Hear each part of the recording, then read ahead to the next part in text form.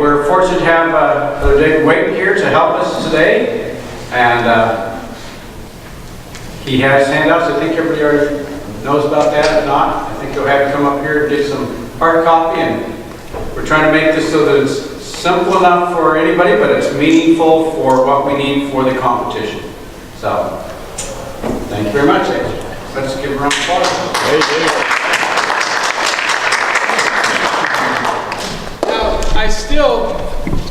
I get you one time, right? Which means, is it possible, all of you on computers, you can't go to Facebook, right? Stay with me. You guys hate this stuff. This is accounting, right? But this is my love. This is what I enjoy.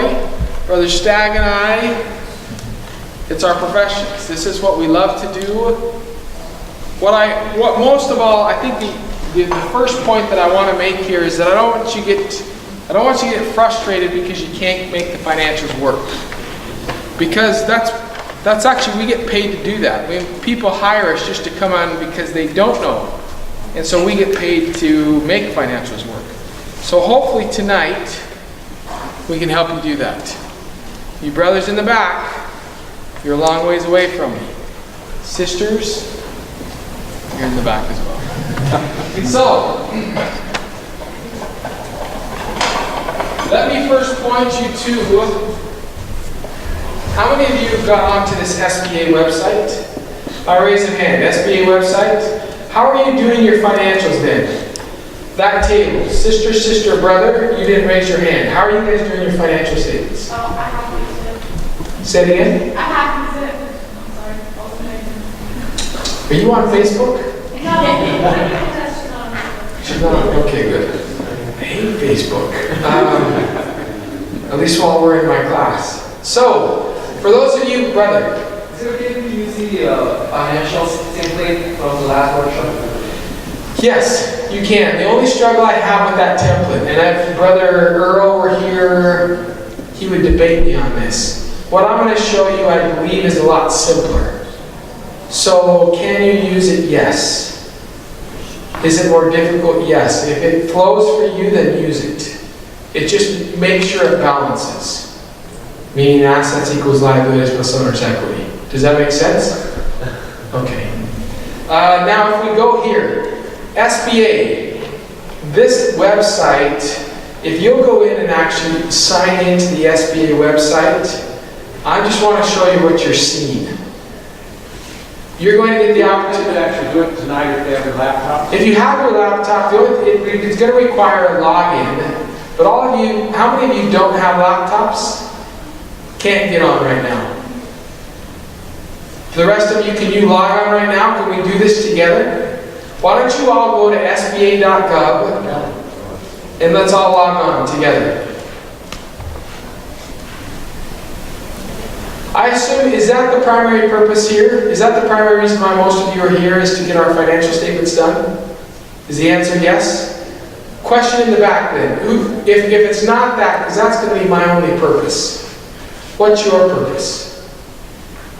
Well, we were thinking about how detailed it has to be just for that sake. I mean, we were wondering how much in detail we have to go, or how far with the capital. The requirement says this. You have to have a financial and fundability summary and a what if and alternative scenarios for a plan B. I think you need to be able to respond to the basic questions. Meaning if you're selling a product, I need to know how much the product costs you to purchase. And I think I have to know some of the details of your general and administrative expenses, but not crazy detail. Meaning if you're going to spend 20 bucks on going to lunch, I don't care. Just throw it as part of payroll or something. Right? Meaning, so I'm just meaning if insurance is a major expense, or if rent is a major expense, then let the investor see that. But if you're just going to have like a general and administrative overhead, that's not as big a deal. This is what, are you actually done with your financials? Brother Stagg, can we just have you go back now? I'm going to have actually Brother Stagg step back with you right now and take a look at it. and he's going to grade you. And if you get a C, we want you to leave. Brother. I don't know if this is more marketing, because we have a prototype for the application that we're going to have. It's like an application brand. This is ready. And also we have a website. So how can we put those ones in the...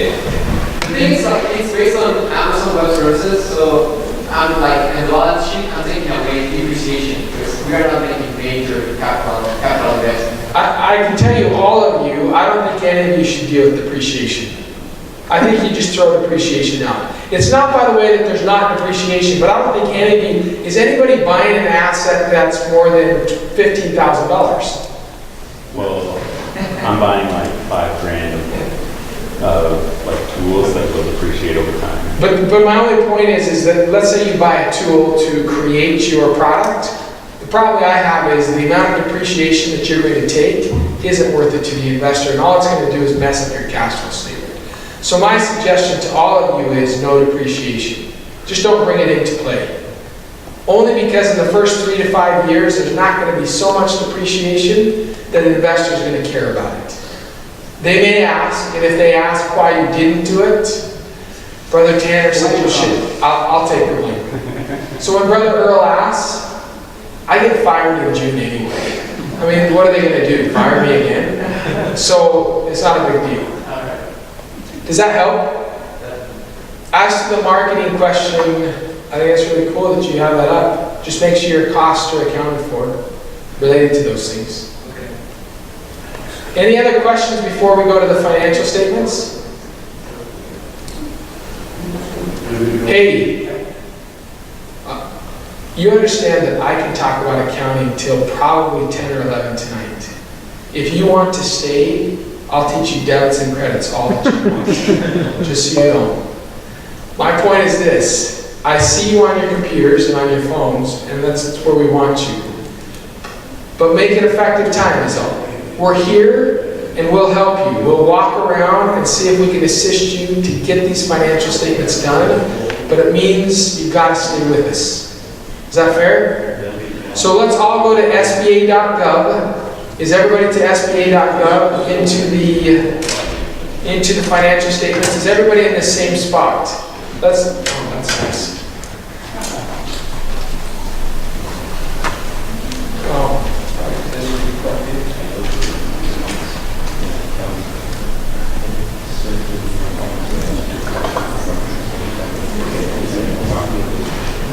Hey, Brother Wieght, with certain like businesses or different things, I understand that a lot of different things will apply. Will you have time to make appointments to come visit? Yeah. Set up? Cool. Yeah. SBA.gov. Is anybody not on SBA.gov? Are we to this screen, I should say? Are we all in to build your business plan? Yes. Hey, are you jumping over Brandon? You guys have it? You're busy. Good for you. Hello. Sisters, brother, yes? Is everybody in the same spot where I am?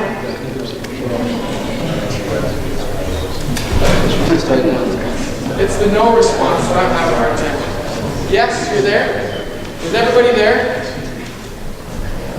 You have paper? We're all here. You guys all have it? All there? Okay, let's walk through.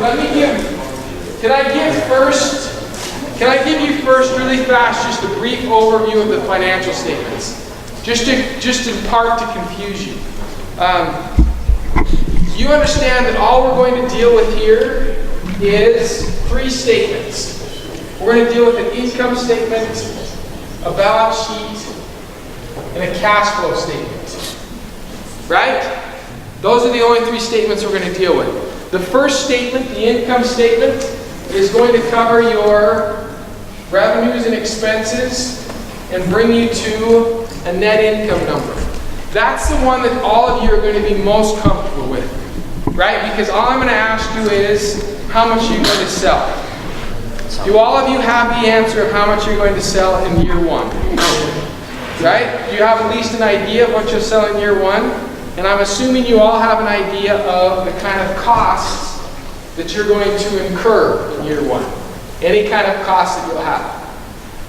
What you'll find is that this and this will be exactly the same. I don't want you to worry about what they call accrual accounting. Just deal with everything as though it's cash. So if you sell it, you've collected the money. If you bought it, you paid money. Right? The hardest part about a balance sheet, I think, is you're going to have cash on here, you're going to have some assets on here, and then down here, the only two numbers you're going to have are contributions and retained earnings. And the retained earnings is the hardest part. Retained earnings is defined as all of my net income over time. So we'll test it. But in effect, if you make $100 a year for 5 years, retained earnings is equal to then $500. Retained earnings is nothing more than net income plus net income plus net income plus net income. Right? So, when we go to the actual profit loss statement, and maybe it might be easier, all of you have the paper that I have done already, correct? Up here, if you don't, up here. Alfredo? Up here, there's... Would it be easier, do you want me to walk through one example for 1 year? Or did you guys... No? Yes. Give me some Do sign. you guys want chocolate? Yes. I don't have any. I wanted to see that you're alive, that's all. Can everybody turn to the one that I completed? Is everybody on the one that I completed? Just the front page. Everybody go to the one that I completed. And will you stay with me long enough for me to just to walk you through this front page and the second page? I'm just trying to keep you on for at least a little longer. Okay. Can everybody please stand up? Stand up for a minute. Hey, I don't mind no response. But this is my only problem with no response. Is if you walk out of here and have questions, I don't want to see you all at my office wanting individual help. It's not that I mind helping you. It's just that if you might ask some questions, my bet is more than one of you have a question, right? So please don't assume that just because you don't understand it, everybody else does. If you don't understand it, my bet is most people don't. We have accounting juniors and seniors that don't understand it, right? Alfredo? So, not Alfredo, because Alfredo's here to help all of you as well. So please, I'll start the process, stay with me, and then let's see if we can answer questions as we go along. Okay, I'll just wake you up and see if we can. So here we go, look at year 1. I'm selling ice cream, fair? So you look at year 1, profit and loss financial projections. It's not on the screen. Put it up on the screen, dude. Dang it. So right here is where we actually enter in. So in this case, we have the 5,000,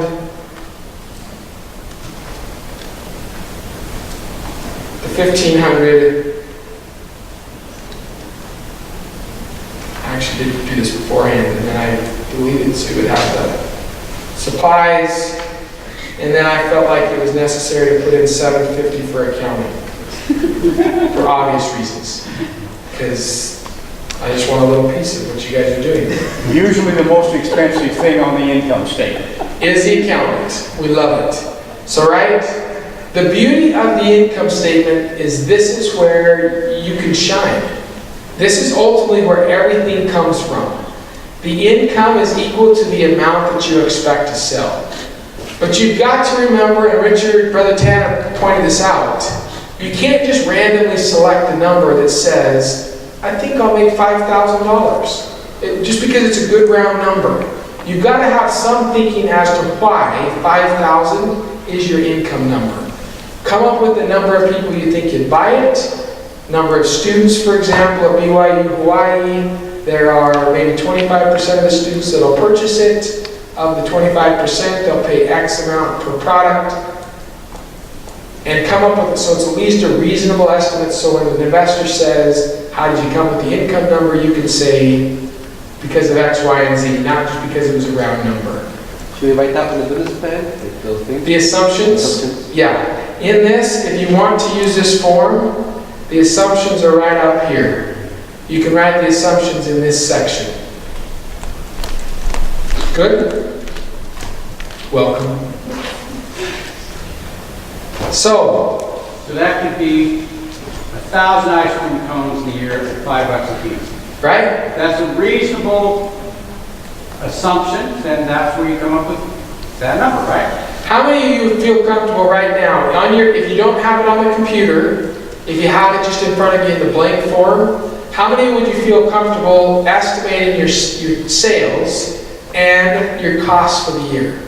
I guess, is anybody uncomfortable or have any questions about estimating sales or costs for the year? Please. So if you were to operate a company, like let's say you created an app, after you create the app, you have very little cost to run. So like, would you just after the first year, would you just?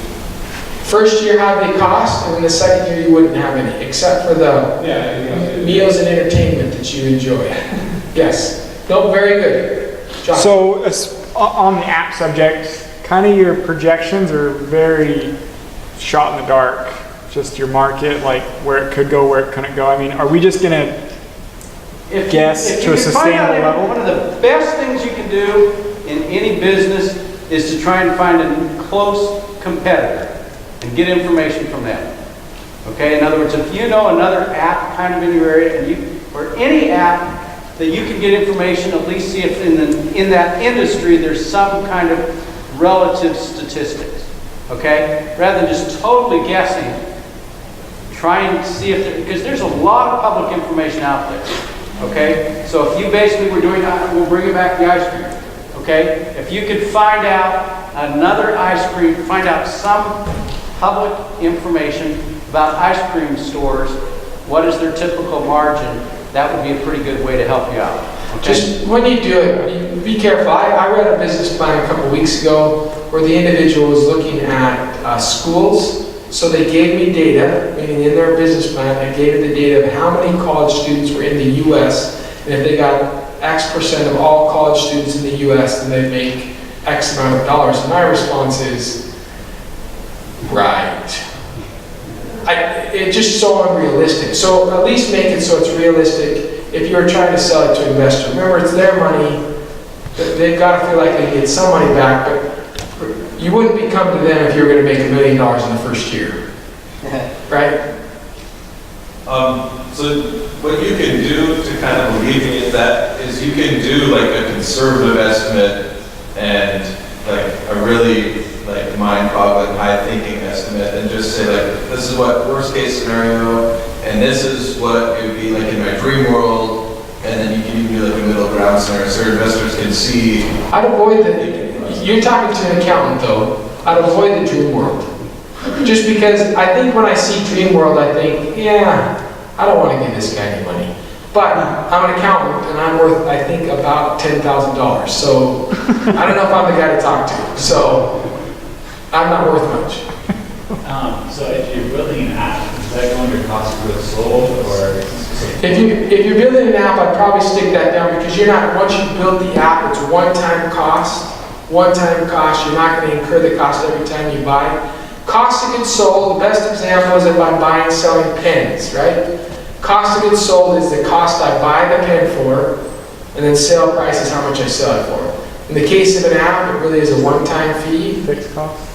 One fixed cost or one bit of cost, which maybe you can stick it in supplies or something like that. In the real world of accounting, brother, you probably could capitalize some of those costs and make it a fixed asset over time. And but we can talk about that later. Right? Are we okay? Is revenue okay? Are you feeling comfortable just with this? This really, if you can do the income statement for 3 years in a row, everything else will come out fine. I'll base everything on those 3 years. So I really want to make sure that you're comfortable with the income statement first. Going once, twice, please. I'm sorry, tell your name. Greg, I don't know. Greg. I don't have your name. No, Greg, I'm looking at you. But, so it's just, we need to have those 3 spots filled out on the bottom half, but we don't need payroll or outside services, are done, or repairs and maintenance, all that stuff. That's correct. Don't assume that because there are all those categories, you have to fill in those categories. Again, back to the brother that now is gone. Give me big numbers. I mean, obviously you may have telephone expense, your telephone expense of $50 that you're gonna write off. You may just want to throw it all in office expense and say, I've got to pay for computers, I've got to pay for the internet, for my phone, for paper, for pencils and all that blah, and throw it in at $250. That's a year. So this is annual, so maybe $300 or $400 a year, and then just roll it from year to year. Okay, and so like we can do the same with advertising, if you wanted to advertise somehow, we just don't need to use all the slots you think to use. Perfect. Is that fair? Yeah.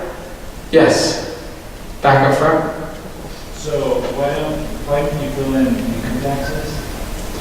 Because I don't believe in them. Actually, how do we want to do? I've just not dealt with taxes. This is one of those things that for me, there's going to be a tax effect, but in some ways I'm pulling it out because I don't want to have to. Ted? What do you think? I've told some of the ones that I've worked with, let's assume a tax rate of 25%. And I just put that in as an expense of doing business. And that's the way that I've been working on these plans. It's just an arbitrary tax rate of 25%. I agree. Let's put something in there. Yeah. I'd rather we not necessarily have that line. Okay, so on your tax side, you can assume a 20 to 30%, 25% of tax. Yeah, just so again, you're 25% of your net profit before taxes. So this is the net profit here, so that's 250. 350-ish. That's a great number. You'll just calculate that every year. Yeah, and then just calculate the same percentage each year. Now remember, when you go from year to year to year, I've looked at a couple of your projections, or some projections, and in year 1 you say you're going to do sales of 3,000, in year 2 you're going to do sales of 300,000. I don't have a problem with that. Just be ready to be able to respond to that question. You're going from this amount to this amount. Don't just do it as a percentage. I think I'm going to grow the business 20%. At least be able to explain why you think you're going to be able to grow it to the next level. Right? I don't think they have to be across the same. I mean, you don't have to do the same cost all the way through, or you can. I'll stop. Are we okay for years 1, 2, and 3? Welcome, me. Okay? Please. Or that was saying yes. Move on. Okay.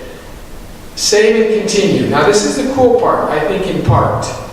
This is, once you have the income statement done, again, Alfredo? I was just wondering if we're going to produce some, manufacture something, how much information do you want? Just cost of goods sold? Cost of goods sold, and then your normal G&A costs. You want more, more explanation about? Well, I think that if you're going to do, because you are going to have some overhead stuff, and so I think it'd be important that an investor sees that. Yes. Now down here at the bottom, this is the way I've done this, but it's only because I don't know how to, because it's a pain to go back and forth. When you hit this preview button, and then open document format, what pops up is what you've created thus far. Which, again, this is a full business plan. And so all I'm going to do is get down to the financial statement information, which is right there, right? So, in this case, that was effective. Right, in here. Now, your question is then, this doesn't look good. Right, when you're actually doing this as a presentation. You can roll it to a PDF, and my suggestion is not doing that. Roll it to this document, and then you can actually, right, delete out the rows.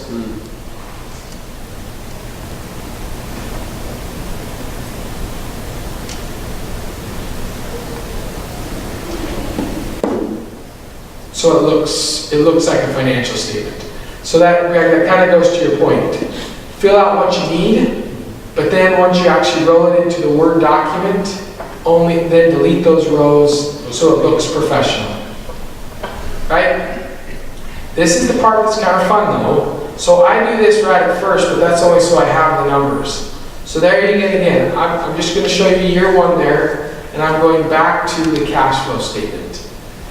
With the cash flow statement now, this pre-startup, everybody there? With this pre-startup number? Now we have mixed on this, but I think that what I would suggest all of you do is right here in this column called loan and other cash injection, I would put $5,000. Why is that? Because you're going to win, right? Now this is going to be hard because if all you win, but theoretically the whole purpose is show that the $5,000 you're going to give me, I'm going to put into the entity in this way. So I get the $5,000, that's here, and then if you're rolling down, how many of you are actually have to buy assets? I'm now not talking about if you're selling a swimming suit that you're going out and buying inventory. I'm asking how many of you are actually having to buy fixed assets of some kind, whether that be a stand or tools, something to create your product. If I raise a hand, right, what are you going to buy? Oh, okay. So I'm looking to manufacture like sleep boxes, internationally. There's around different airports. They're like micro hotels, basically. So Nice. You pay a fee and you get to stay in, and they have hourly rates for half hour or hour overnight. Where were you last week? I'm just saying, I needed one last week. Oh, I know. That's all I meant with. I was in LA. So I just taking the concept and trying to apply it here to the U.S. to airports that. So in this case, when we speak of fixed assets, the question is, are you going to go out and buy anything that you're going to use for longer than a year, or 2 years, or 5 years? David, I worked with a young man last night who, in that startup column, he's buying a tractor. A tractor? Agricultural business. So down here, very big capital purchase. It's a very expensive tractor. Wow. In my case, what I'm proposing is I'm going to spend $1,000 just so you can see it. And that's on yours. So in that first year, in that estimated column here, pre-startup estimate, assume $5,000 coming in. And if you have any assets, and again, we're not talking inventory, meaning that much, if you're going to sell coconuts, we're not talking about going out and buying the coconuts. We're talking about the stand that you bought to put the coconuts on to sell the coconuts, right? So at the end of year one, the nice part is this is now the cash flow statement, right? Up here, $5,000 coming in. Down at the bottom, you have then $4,000 left. Now we go to year one. And this is what I meant. If you have your income statement, which I do here, all I'm going to do is take those same numbers and plug them into the cash flow statement. Exact same numbers. So in this case over here, for year one, I had sales of $5,000. I had purchases, meaning cost of goods sold, of $1,500. I had supplies of $500. I had salaries of $500. And I had the most important expense, accounting. You notice, by the way, the accounting is even more than your salary. Let that be a lesson to all of you. That's about right. So, does that look okay? You see that all you're doing is taking the income statement and putting it into the cash flow. So for each year one, year two, year three, you're just putting the same numbers in. And you're done. Like that's the extent. Now we're just going to do plug numbers after that. On the cash flow, let's make sure that everybody's comfortable with the cash flow. Whether looking at my numbers or looking at your own. I promise if you have a question, one of your other classmates have a question. Any questions on the cash flow statement?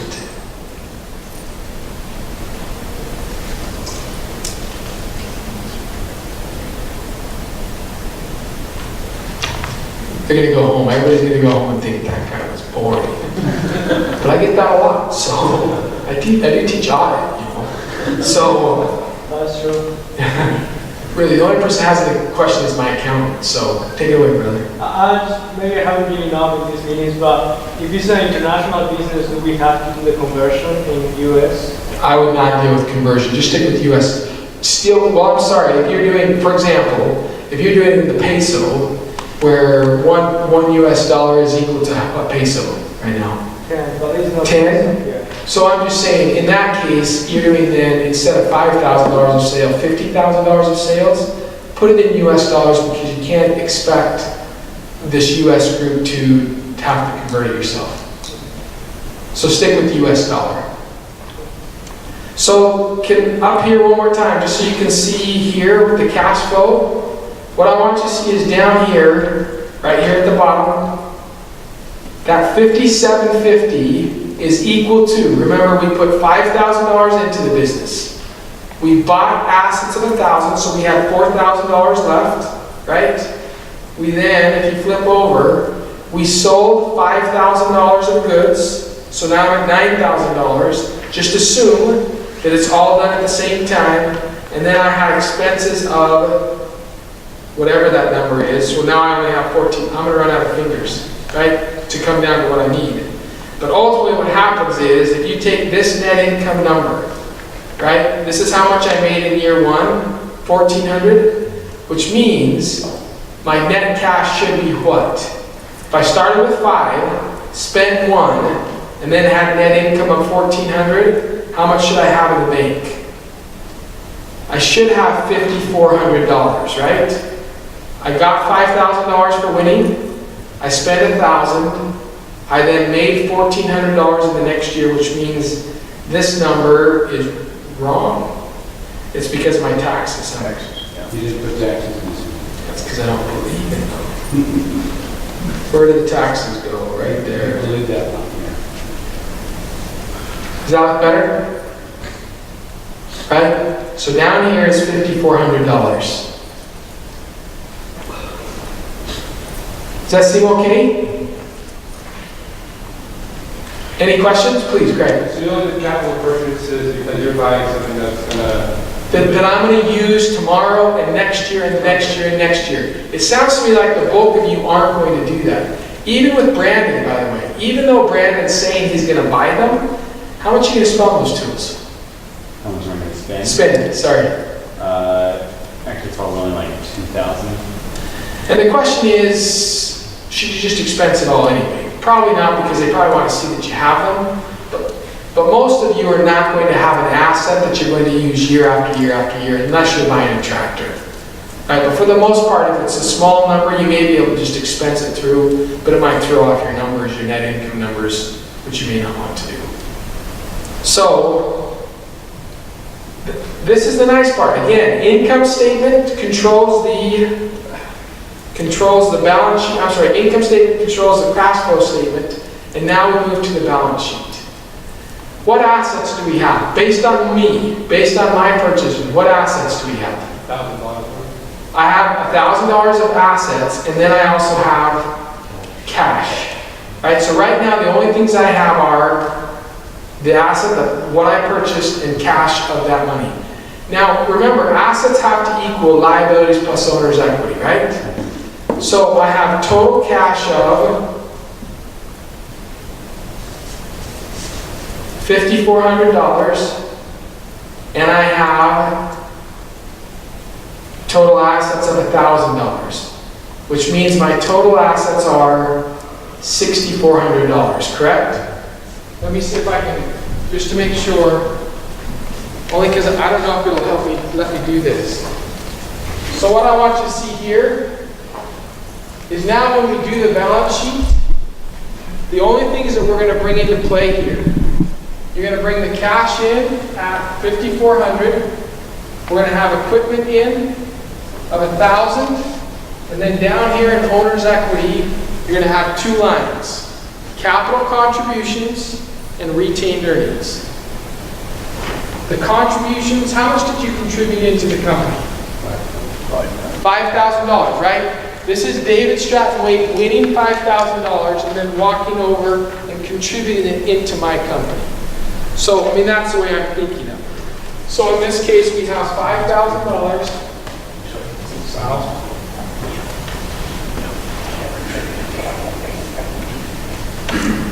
And what is retained earnings equal to again? Retained earnings is equal to all of net income over time.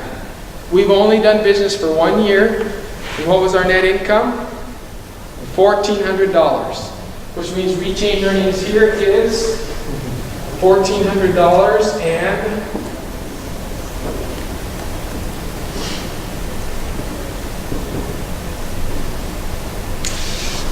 it matches. That's not as exciting to you as it is to me. But I think that's pretty cool.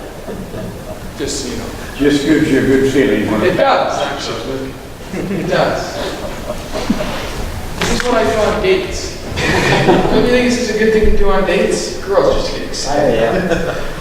Great way to do it. So here we go.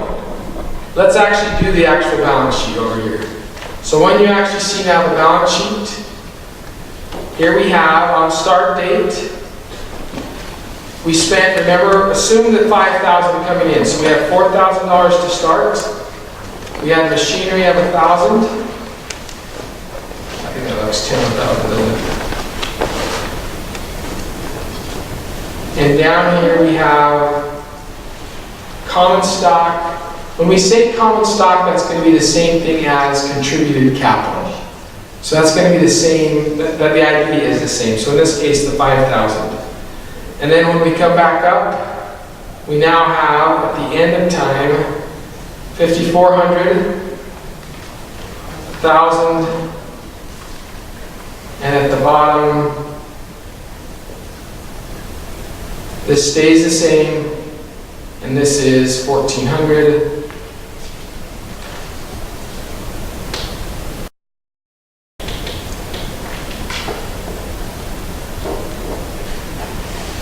And now we come back to, again, this is just the open file. And down here, we have the cash flow statement, the balance sheet is up here. Do you think you can do it? This is the problem always, right? Now I've just shown you 1 year. With the balance sheet on this, and the nice part about this, they're only asking for a beginning balance sheet and an ending balance sheet. In a real world, you'd hire someone like Brother Stagg or me and would actually do quarterly and quarterly and then annual financial pro formas. But you are not having to do this. Right now, you just need to give them a picture and make sure the income statement ties to the cash flow statement, which ties to the balance sheet, and make sure it balances out. I need to reiterate again though, some of you are going to feel really frustrated even after this. Very few questions, and I can't believe that there's that few questions. And my worry is that you're going to go home and feel like that this is too frustrating and you don't want to have to deal with it, and thus drop out of the competition. But I'm telling you, it's just not worth that. I'm happy to put my email address up here, and if you have questions, if you'll come over, I'm happy to assist. If it helps to sit and actually try to talk through some of the basics. Don't let the numbers be the reason why you don't participate in this thing. Odds, tails, make it up. They won't likely look at them anyway. That's not true. I didn't say that. No, okay, maybe they won't. Please, Greg. So like, where would you put, like your salaries and stuff like that, and how you put that and see like... Salaries is part of your net income. Okay. And so the only thing that's going to fall on your balance sheet are your assets, so primarily your cash. Okay. Liabilities, and in owner's equity is where, that's the cool part about the balance sheet, is the balance sheet captures everything, including your income statement, but salaries are part of the income statement, not the balance sheet. Meaning in the detail.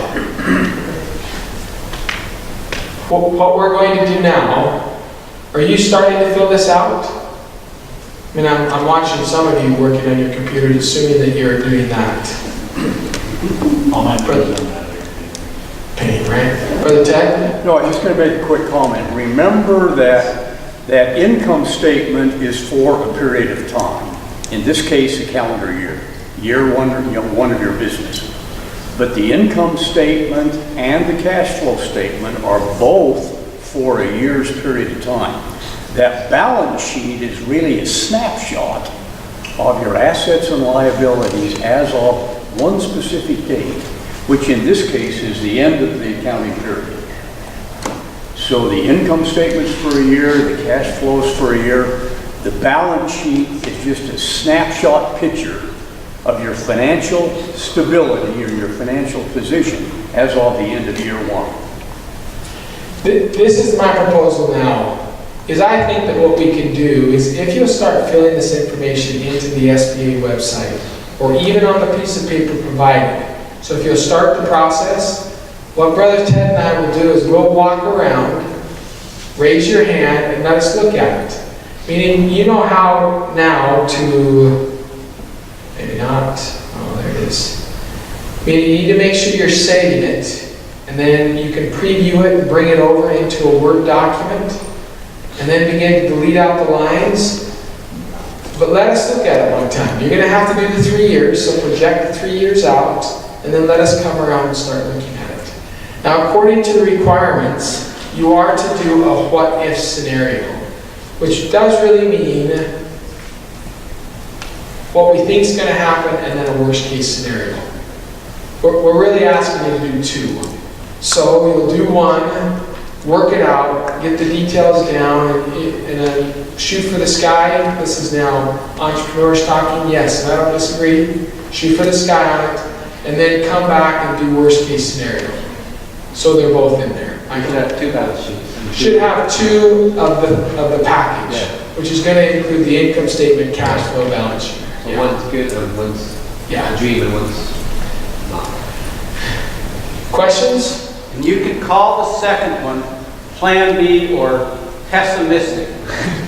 You know, if you know, one is what you really think, and one would be instead of selling 1,000 ice cream cones for $500 or $5, sorry. Instead of selling 1,000, you're only going to sell 800. Okay, and then it'll just flow through, and we'll see how much money you make if you only sell 800. Okay, so you're changing like one number almost.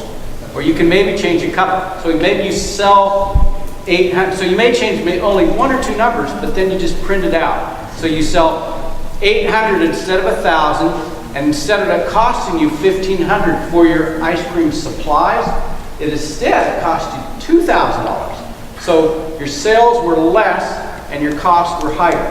That would be a Plan B change. You see what I'm saying? So your net income is going to be lower due to two things. That's sufficient. You don't have to change too many things, but at least it helps you realize what your potential might be if you don't quite get what you hope. That's what we're trying to get your thinking in that concept. The one that I filled out, the purpose of it is so you can see one that ties completely together. It's again pretty basic, but it ties completely together so it can be a reference as you go on and start working on this. I really am willing to help. Brother Stagg and I are very willing to come. If you'll come to our office, we're happy to look at it. It won't take us long to look at what you've done. If by chance your assets and your liabilities, owner's equity aren't tying out, it won't take us very long to figure out why that is happening. So if you'll bring your computer, we can look at it and make it work. I think Ted's billing rate is around $400 to $500 an hour, and mine's around $4 to $5 an hour. So that's just because he's the most well and wiser and smarter. So this is again, we're really willing to help. Now, what we're going to do is just walk around. If you have questions, any other questions? I'm looking. Bing, no questions at all. Okay, Josh? So last week, Brother Earl went over kind of the break even and other financial stuff. How do we incorporate both of these? I think in this case, the requirement of the business plan is that you just have certain numbers in there. My suggestion Which is what that website's asking This for. is way simpler. We want everybody to do it. What you got last week is running a cool Ferrari, okay?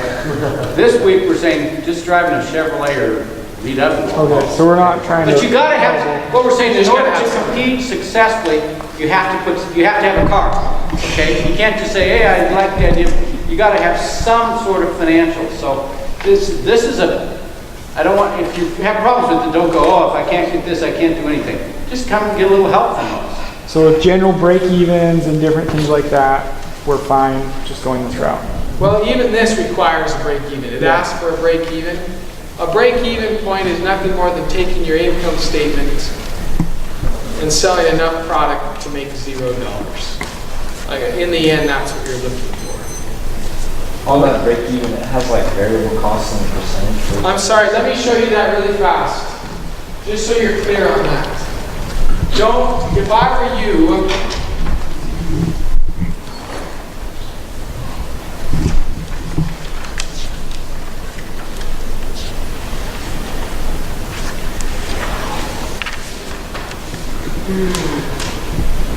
you're yawning.